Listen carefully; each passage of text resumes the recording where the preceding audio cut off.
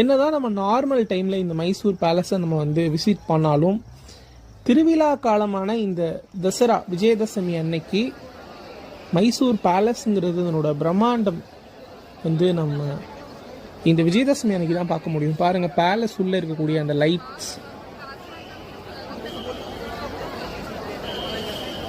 எவ்வளோ பிரம்மாண்டமாக கட்டியிருக்காங்க 500 வருஷத்துக்கு முன்னாடி இந்த பேலஸை. ஸோ இதுக்கு மேலே இருக்கிறது தான் தர்பார் ஹால். ராஜாக்கள் அவங்களுடைய அரசவையை இதுக்கு மேலே இருக்கக்கூடிய ஹாலில் தான் நடத்தியிருப்பாங்க.